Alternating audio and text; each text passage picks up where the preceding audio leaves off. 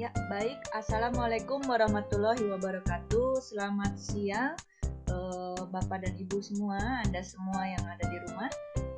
Kita akan memulai tutorial mengenai penggunaan aplikasi iSpring untuk pembelajaran IPA interaktif. Ya, bagaimana caranya? Yang pertama, Bapak Ibu masuk ke sesi yang terdapat bahan tersebut. Ya, Bapak Ibu download dulu. Setelah di-download ya, seperti ini. Nah, Bapak Ibu akan menemukan file seperti ini ya. Jadi iSpring itu sebenarnya ada dua macam, yaitu ada iSpring yang Pro dan ada yang free ya. Yang Pro tentunya berbayar ya. Kemudian kita menggunakan yang free untuk 64 bit. Jika ada komputer atau laptop Bapak Ibu yang 32 bit, silahkan cari sendiri ya di search engine. Nah, ini Bapak Ibu tinggal klik saja ya.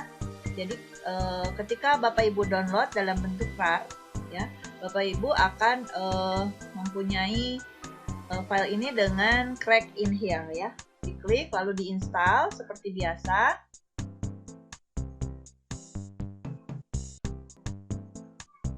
Diinstal seperti biasa sampai Anda menemukan seperti ini. Menemukan aplikasi iSpring di desktop Anda. Setelah diinstal oleh Anda, kemudian jika Anda juga ingin mencari di bagian program, juga akan ada seperti ini. iSpring. Dan Anda bisa menggunakan iSpring versi mana saja. Yang jelas penggunaannya harus untuk pembelajaran IPA interaktif karena kita konteksnya di sini adalah temanya adalah pembelajaran IPA interaktif. Dan saya akan memberitahu bahwa ketika Anda mengetikkan iSpring, Anda akan menemukan iSpring Suite 9 itu secara keseluruhan, aplikasi secara keseluruhan. Ada iSpring Camp Pro 9 itu untuk camp. Kemudian Quizmaker ya, khusus untuk membuat kuisnya saja. Kemudian Talkmaster, ada visual dan audio video editor 9. Anda dapat mempelajarinya di tutorial panduan yang telah saya berikan. Kemudian kita klik iSpring Suite-nya, maka Anda akan menemukan bentuk seperti ini ya. Anda bisa bermain di quiz ya, ada graded quiz dan survei. Kalau ini recent quizzes itu untuk quiz-quiz yang sudah dibuat ya. Kemudian ada interaksi ya, new interaction, ini khusus ya. Jadi bedanya adalah kalau Anda memilih courses, berarti satu courses itu bisa macam-macam. Sedangkan untuk quizzes berarti hanya quiz saja. Interaction itu hanya interaksi saja, pembelajaran untuk interaksi saja. Kemudian simulation hanya untuk simulasi saja. Dan screencast ya. Untuk lebih jelasnya juga Anda dapat melihat di video tutorialnya ya. Baik, ini screencast juga bisa ya, new recording. Baik, kita akan fokus di courses karena ini di courses ini bisa bermacam-macam Anda masukkan ya. Tapi di dalam Didamba ini Anda bisa mencoba untuk coursesnya dan untuk khusus untuk kuis online-nya saja ya, terpisah untuk evaluasi akhir bisa saja. Nah, ini untuk coursesnya, ini recent courses adalah yang sudah pernah diuji cobakan ya, yang sudah pernah dibuat, jadi tinggal dipanggil saja ya. Sedangkan ini create itu Anda akan membuat kursus yang baru ya, tinggal diklik, maka akan muncul iSpring Solution yang 9 itu, yang versi 9 dengan bentuk seperti PowerPoint. Nah, Anda bisa lihat di sini, ini bentuknya familiar ya untuk semua orang. Ini bentuknya familiar untuk semua orang, yaitu bentuk PowerPoint ya. Mohon maaf karena saya menginstal Camtasia, jadi kita file new ya, sehingga mempunyai yang kosongnya tadi saya tutup. Baik. Oke, kita kerja di satu saja ya, di presentasi 2.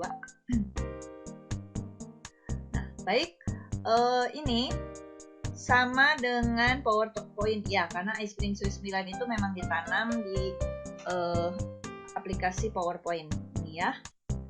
Nah, ini menunya sama kecuali ini, ada iSpring Suite 9. Di sini saya akan memperkenalkan menu-menu yang terdapat dalam iSpring Suite 9, yaitu ada record audio. Record audio itu untuk merekam suara ya. Jadi Anda hanya tinggal mengkliknya, nanti direkam suaranya ya. Kemudian ada record video, ini ada manage narration, ada quiz yang tadi saya bilang. Jadi Anda di dalam kursus ini bisa menyisipkan quiz, bisa menyisipkan pembelajaran yang interaksi, bisa menyisipkan dialog simulasi, bisa screen recording, bisa menginsertkan YouTube ya, web object, bisa memilih slide templates, bisa memasukkan karakter ya, karakternya bisa Anda isi juga dengan suara. Kemudian Anda bisa memilih background dan objek. Nah, ini background dan objek ini serta slide template ini terdapat di dalam iSpring-nya ya, secara free, tidak berbayar. Tetapi jika Anda ingin background yang lain, itu Anda bisa mencarinya di search engine khusus seperti Anda memasukkannya ke dalam PowerPoint. Kemudian ini ada publish ya, ada publish. Jadi ada dua hal di dalam iSpring ini. Ada aktivitas ketika Anda harus men-save as atau menyimpannya. Save as seperti menyimpan aplikasi PowerPoint ya, atau pekerjaan PowerPoint Anda. Ya, misalnya diberikan folder.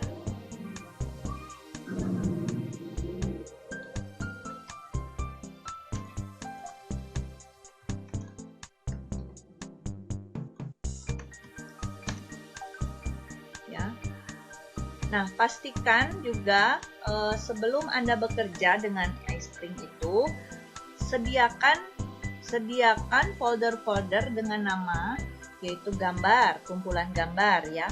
Kemudian folder video, yaitu kumpulan video yang diperlukan nanti.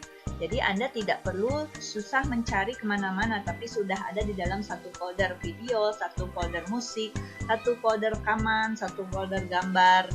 Ya, jadi tinggal mengambilnya. Dan ini kita buat folder misalnya praktik ya. Kita beri nama uji coba.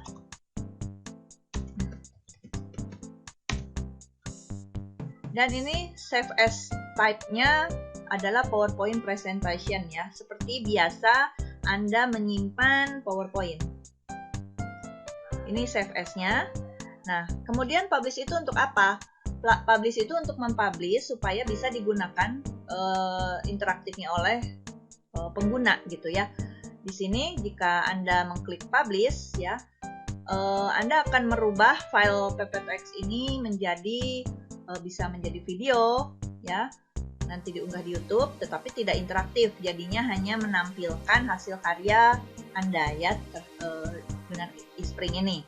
Atau dengan HTML5 Anda bisa memasukkan produknya itu ke dalam web atau server Anda, atau juga bisa offline ya. Jadi offline juga bisa, tanpa internet juga bisa. Untuk iSpring Cloud dan iSpring Learn kita tidak masuk ke situ karena ini karena free ya. Jadi kita nggak pakai cloud-nya punya iSpring. Kemudian LMS, jika Anda guru yang ada di sekolah yang sudah memiliki LMS atau Anda memiliki LMS di website Anda bisa menyimpannya dalam bentuk SCOM 1.2 ya, ini seperti ini ya. Nah, nanti ditanam di dalam LMS tersebut ya. Kemudian ke YouTube juga bisa, Anda bisa sign in ya, titelnya apa, deskripsinya apa ya, kemudian publish. Jadi langsung publish masuk ke channel YouTube Anda. Itu ya perbedaan antara file save as untuk menyimpan file dalam bentuk PPTX itu sebagai mentahannya. Jadi kalau Anda ingin mengedit, merevisi hasil kerja Anda, itu Anda bekerja di file yang disimpan sebagai PPTX. Tetapi jika Anda ingin menyebarkan hasil karya Anda untuk dapat digunakan sebagai pembelajaran interaktif, Anda akan menyebarkannya dalam bentuk file publish. Demikian penjelasan yang telah saya berikan mengenai cara penginstalan iSpring, kemudian cara membukanya, lalu bagaimana Bapak Ibu dapat men-save as-nya di dalam bentuk PPTX, sehingga Bapak Ibu dapat mempublish dalam bentuk file lain ya, untuk dapat digunakan sebagai pembelajaran interaktif. Untuk selanjutnya akan saya jelaskan lagi di sesi berikutnya.